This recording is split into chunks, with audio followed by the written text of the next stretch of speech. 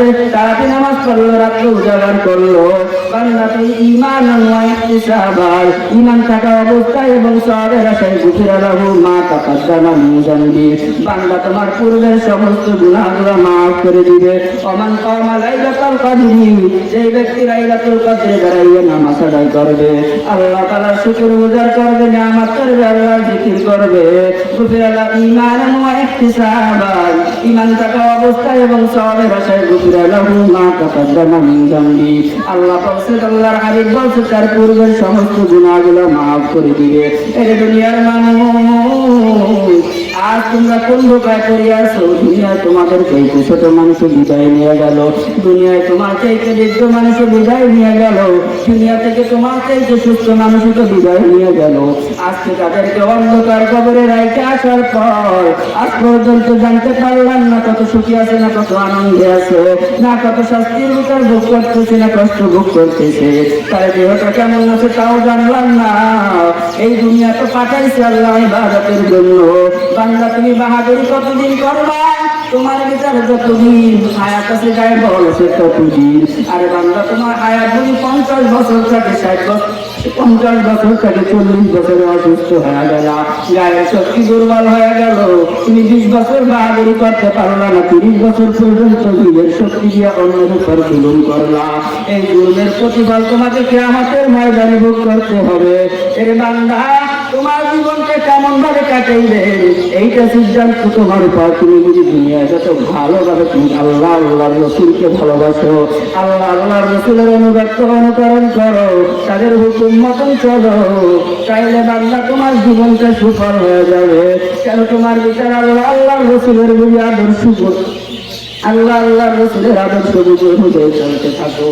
এর বান্দা তোমার দ্বারা মানুষ কষ্ট পাবে না, সমাজ কষ্ট পাবে না, প্রাণী কষ্ট পাবে না। তোমার দ্বারা মানুষ দোয়া করবে না, মাকলুকাত দোয়া করবে, তোমার জন্য সব মানুষ দোয়া করবে। আল্লাহ আল্লাহর রসুল তোমার জন্য বড় মায়ের বাণী হয়ে থাকবে। কবরে রাখার পর যখন কবরে রাখা হবে, তখন ফেরেশতা এসে বলবে, মান রাব্বুকা ওয়া মান দীনুকা ওয়া মান নাবিয়্যুকা। এক পর্যায়ে বলবে, আমি সব করছি আল্লাহর জন্য, তোরা আমার কাছে কি জবাব চাও? আমি আল্লাহর জন্য নামাজ পড়েছি, আমি আল্লাহর রসুলের জন্য তার সুন্নাতকে আঁকড়ে ধরেছি, আমি দিন পালনের জন্য আমি আল্লাহ আল্লাহর রসুলের অনুকরণ সারি নাই। আমার ভিতর নবীর সুন্নাত আছে, আমার ভিতর দাড়ি আছে, আমার ভিতর মালিকের মহব্বত আছে, আমার ভিতর রসুলের মহব্বত আছে। আমি তো আল্লাহ আল্লাহর রসুলের কোনো অনুগত্য অমান্য করি নাই, তাদের সাথে নাফরমানিও করি নাই। ভুলেও যদি কখনো আল্লাহ আল্লাহর রসুলের সাথে নাফরমানি হয়ে যায়, মুর্শিদের কোনায় বসিয়া, অন্ধকার ঘরে কোনায় বসিয়া, রাত্রে জাগিয়া আল্লাহ পাক রব্বুল আলামিনের কদমে সিজদা দিয়া দুখানা হাত তুলিয়া দিছি, রে আল্লাহ তোমার নাফরমানি করে চলছি রে মালিক, ভাগাইয়া দিলে আর জাহান্নাম ছাড়া উপায় নাই, তুমি ছাড়া আমার কোনো রব নাই। আরে আল্লাহর গোলাম, দুনিয়াটা কয় দিনের বাহাদুরি করবা? যার হায়াত 30 বছর, 30 বছরই বাহাদুরি করিয়া গেলা, মা বাবার সাথে অমান্য করিয়া গেলা, মালিকের হুকুম না মানিয়ে তুমি বাহাদুরি অনুযায়ী চললা। এর বান্দা তোমার 30 বছর হায়াত শেষ হওয়ার পর তোমার পরিণতিটা কেমন হবে ভাবিয়ে নাও। এর বান্দা 40-50 বছর হয়ে গেল নামাজ ছাড়া, নামাজ সেইরা জীবন চালাইতেছে। আজ বুঝি আগামীকাল বুঝ 2-4-5 বছর পর, 2-4-5 দিন পরে যদি মৃত্যু হয়, কি জবাব দিবে? আমার মালিকের নিয়ামত তো বান্দা তোমার প্রতি কম ছিল না।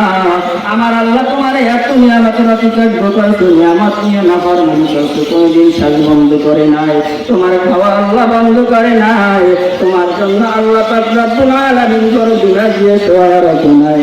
তোমার বান্দা যদি কখনো নামাজ পড়া অবস্থায় কষ্ট দিছে, তোমার জন্য নিয়ামত। বান্দা যদি যত নিয়ামত পাইছে, নিয়ামতের শুকরিয়া আদায় করে, অসুস্থতা হয়েছে তো বান্দা দেখবেন মুখ থেকে অনিচ্ছা হয়ে আল্লাহ আল্লাহ বলে নাম বাইর হয়ে যায়। আরে বান্দা তোমার যখন অসুস্থতার ভিতর পড়িয়া যাও তখন আল্লাহ তোমার মায়ের মাধ্যমে তোমার গুনাহগুলো মাফ করে দেয়। মানুষ যখন অসুস্থ হয়ে যায় তার অন্তরটা বড় নরম হয়, নরম হওয়ার কারণে মালিক তার ভিতরে কুদরতের নজর দিয়ে তাকায়।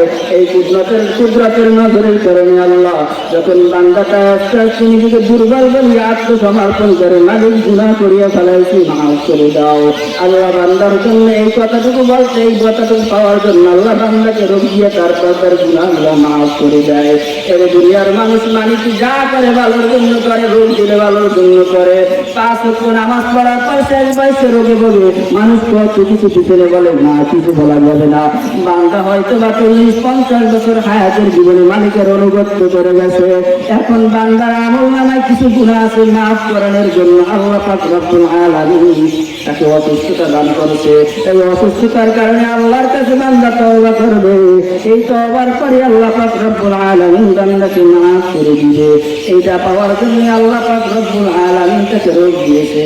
এর জন্য মালিকের কোনো জিনিস থেকে অকৃতজ্ঞ করা যাবে না, কোনো জিনিস থেকে মুখ ফেরানো যাবে না। আল্লাহ যা করে ভালোর জন্য করে, হাসি মুখে গ্রহণ করে মালিকের শুকরিয়া আদায় করবে। আল্লাহ পাক রব্বুল আলামিন আমাদেরকে আল্লাহ রাসূলের অনুগত করার তৌফিক দান করুন।